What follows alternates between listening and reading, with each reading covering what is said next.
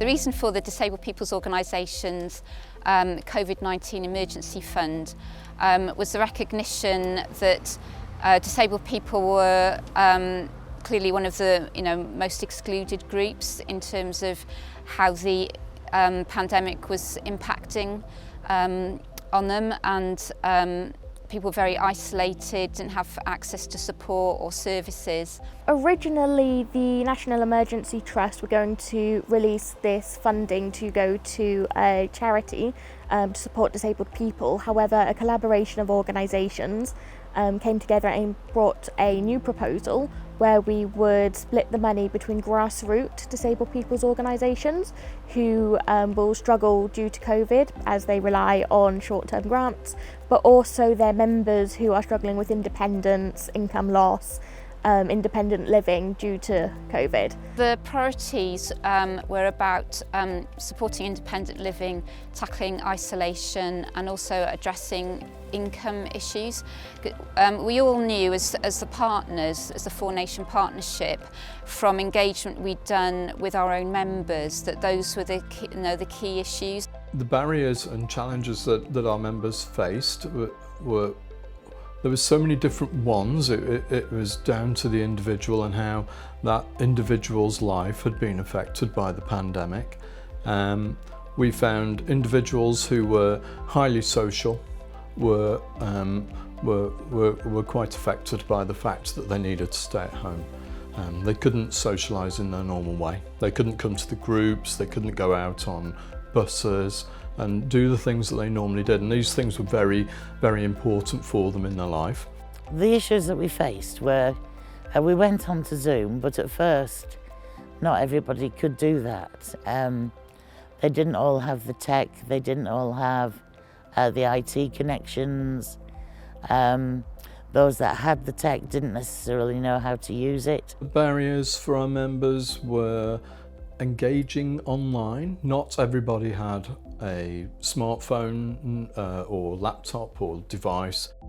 Barriers for people in getting out to the shops. Public transport, of course, which is always an issue, but then it became impossible to use. Wearing masks was problematic for quite a few people. It was a time when we just had to completely take stock. Many disabled people were not getting access to social care support because of fears around COVID and having PAs come into your house. That was a major issue. Also things like accessing shopping, not having skills around IT because suddenly everything was online, but many people didn't have the equipment or didn't have the skills.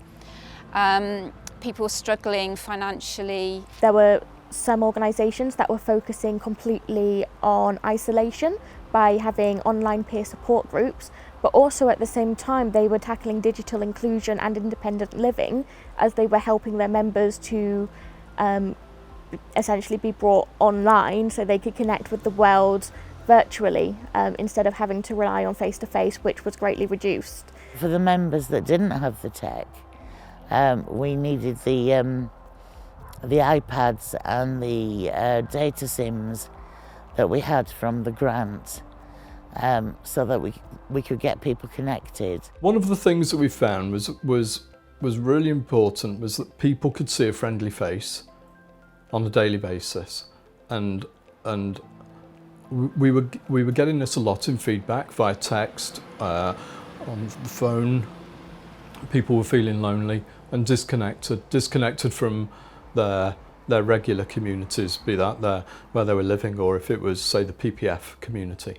And so that was one of the nicest ways for us, was to be able to break down that barrier, was to have some fun activities where people would see friendly faces every day, and so we were still keeping connected. I think it's been a huge success. We've been able to support the work of grassroots DPOs. I think it's brought them to the attention of funders like NET, like Welsh Government, and we hope others.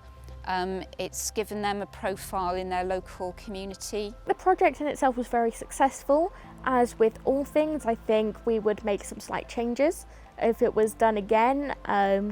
And on that, I'm thinking especially those stages at the beginning where it's very difficult to get a lot of information out very quickly.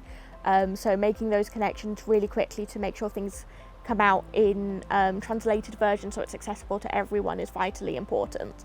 But in terms of how the individual projects went, again, I think it was a roaring success. I think it's really put DPOs on the map in Wales. And I think that's really vital for the future in terms of, again, back to nothing about us without us. You know, if we've got a strong and thriving network of DPOs in Wales, then that makes it more likely that services and policies around disabled people will be much more, which will actually achieve, the rights of disabled people.